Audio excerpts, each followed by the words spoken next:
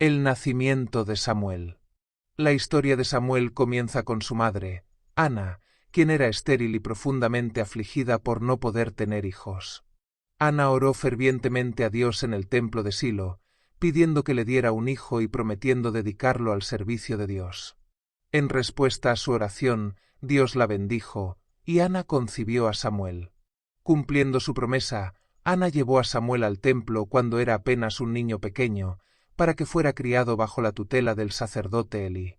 Este acto de fe fue significativo, ya que Ana no solo ofreció a su hijo, sino que también mostró su dedicación absoluta a la voluntad divina. El llamado de Samuel. Mientras Samuel crecía, Elí, el sacerdote de Silo, lo educaba y guiaba en el servicio de Dios. Una noche, cuando Samuel aún era joven, Dios lo llamó en voz alta desde su cama. Samuel, confundido, creyó que era Elí quien lo llamaba y acudió a él. Este suceso se repitió varias veces hasta que Elí comprendió que era Dios quien estaba llamando a Samuel. Finalmente, Elí le aconsejó a Samuel que respondiera: «Habla, Señor, que tu siervo escucha». En ese momento, Dios reveló a Samuel un mensaje profético importante: el juicio sobre la casa de Elí debido a la corrupción de sus hijos, que eran sacerdotes impíos. Dios le dijo que, por sus malas acciones, la familia de Elí perdería su posición sacerdotal. A la mañana siguiente, Samuel temía contarle a Elí lo que había oído, pero finalmente lo hizo, y Elí aceptó el mensaje de Dios con humildad, reconociendo la justicia divina. A partir de ese momento, Samuel se convirtió en un profeta reconocido, y la palabra de Dios comenzó a revelarse a través de él. La Biblia relata que el Señor estaba con Samuel y no dejó caer a tierra ninguna de sus palabras. 1 Samuel 3:19. La guerra contra los filisteos y el arca de la alianza. Los filisteos, un pueblo enemigo de Israel, comenzaron a atacar a las tribus israelitas. En una de las batallas, los israelitas perdieron la guerra y, en un acto de desesperación, decidieron llevar el arca de la alianza al campo de batalla, creyendo que su presencia garantizaría la victoria. Sin embargo, los filisteos capturaron el arca y la llevaron a su territorio. La pérdida del arca fue un golpe devastador para Israel. Samuel, ya reconocido como líder y profeta, llamó al pueblo a arrepentirse y a apartarse de sus ídolos. Al arrepentirse sinceramente y pedir perdón a Dios, los israelitas fueron liberados de la opresión filistea y el arca regresó a Israel. Este evento consolidó aún más la figura de Samuel como líder espiritual y político de Israel. La transición a la monarquía. A medida que el pueblo de Israel se asentaba en la tierra prometida, los líderes más cercanos a Samuel sugirieron que se eligiera un rey, como las naciones vecinas. A pesar de que Samuel, como juez y profeta, lideraba el pueblo con justicia, el pueblo de Israel deseaba un rey para ser gobernados de manera más centralizada y en términos más similares a las naciones extranjeras. Samuel se sintió rechazado, ya que interpretó la solicitud como un rechazo a su liderazgo y, en última instancia, a Dios mismo.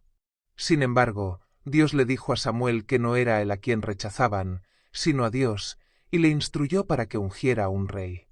Dios le indicó a Samuel que eligiera a Saúl, un hombre de la tribu de Benjamín, como el primer rey de Israel. El ungimiento de Saúl. Samuel ungió a Saúl como rey, y al principio, Saúl fue un rey humilde y obediente. Sin embargo, con el tiempo, Saúl empezó a desobedecer las instrucciones de Dios y a actuar de manera arrogante y descontrolada. En un episodio clave, Saúl desobedeció a las órdenes de Dios en una batalla contra los amalecitas, y en lugar de destruir todo como Dios había mandado, dejó con vida a los mejores animales y al rey de Amalec, Agag. Por esta desobediencia, Dios rechazó a Saúl como rey y le dijo a Samuel que lo ungiera a otro. Fue entonces cuando Dios dirigió a Samuel hacia un joven pastor llamado David, quien sería el siguiente rey de Israel. David y el rechazo de Saúl.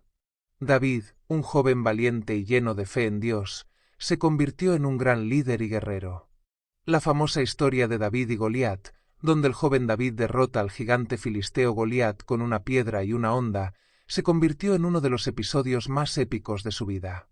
A pesar de su victoria, Saúl, celoso de la popularidad de David, comenzó a perseguirlo. A lo largo de este tiempo, Samuel continuó guiando y apoyando a David, y aunque Saúl trató de matarlo, David siempre mostró respeto por Saúl, sin desearle mal, y se negó a matarlo cuando tuvo la oportunidad. Esta muestra de integridad y fe en Dios cimentó el carácter de David como el futuro rey de Israel. La muerte de Samuel. Samuel vivió hasta una edad avanzada y fue una figura clave en el establecimiento de la monarquía en Israel. En sus últimos años, Samuel continuó siendo un consejero y profeta para el pueblo de Israel, pero cuando Dios rechazó a Saúl, Samuel ya se retiraba del liderazgo activo.